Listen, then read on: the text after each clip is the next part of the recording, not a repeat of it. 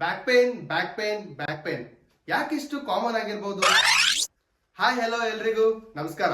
I am Prajwal. I am A budding physiotherapist. ಈ modern life style ಅಲ್ಲಿ ಯಾಕೆ ಎಲ್ಲರೂ ಬ್ಯಾಕ್ ಪೇನ್ ಅಂತ ಕಂಪ್ಲೇಂಟ್ ಮಾಡ್ತಿದ್ದಾರೆ ಅಂತ ನೋಡೋಣ.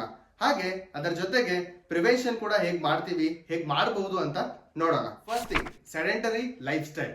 ನಾವು ಇನ್ ಅ ಡೇ ತುಂಬಾ ಹೊತ್ತು ಕೂತ್ಕೊಂಡು ಟೈಮ್ ಸ್ಪೆಂಡ್ ಮಾಡ್ತೀವಿ.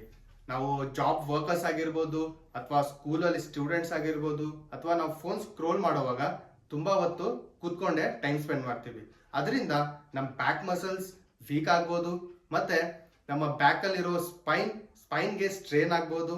ಸೊ ಅದರಿಂದ ಮತ್ತೆ ಫರ್ದರ್ ಕಂಡೀಷನ್ಸ್ ಆಗೋ ಚಾನ್ಸಸ್ ಕೂಡ ಇದೆ. Second point, poor positions like slouching, hunching or wrong pattern ನಲ್ಲಿ ವೇಟ್ ಎತ್ತೋದ್ರಿಂದ ನಮ್ ಸ್ಪೈನ್ ಮೇಲೆ ಸ್ಟ್ರೆಸ್ ಬೀಳುತ್ತೆ.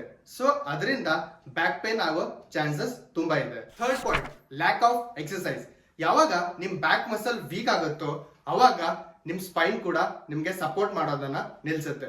ಸೊ ರೆಗ್ಯುಲರ್ ಎಕ್ಸರ್ಸೈಸ್ ಮಾಡಿ, ಅದರಿಂದ ನಿಮ್ ಬ್ಯಾಕ್ ನ, ನಿಮ್ ಸ್ಪೈನ್ ನ ಸ್ಟ್ರಾಂಗ್ ಹಾಗೂ ಫ್ಲೆಕ್ಸಿಬಲ್ ಇಟ್ಕೊಳ್ಳಿ. Fourth point, stress R sleep. ಇದರಿಂದ ಮಸಲ್ ಟೆನ್ಸ್ ಆಗುತ್ತೆ, ರಿಕವರಿ ಲೇಟ್ ಆಗುತ್ತೆ ಹಾಗೂ ಪೇನ್ ಕೂಡ ಜಾಸ್ತಿ ಆಗ್ತಾ ಹೋಗುತ್ತೆ. Point, ageing. So as we age ನಮ್ ಸ್ಪೈನ್ ಅಲ್ಲಿರೋ ಡಿಸ್ಕ್ ಸ್ಟ್ರೆಂತ್ ಕಮ್ಮಿ ಆಗ್ತಾ ಹೋಗುತ್ತೆ.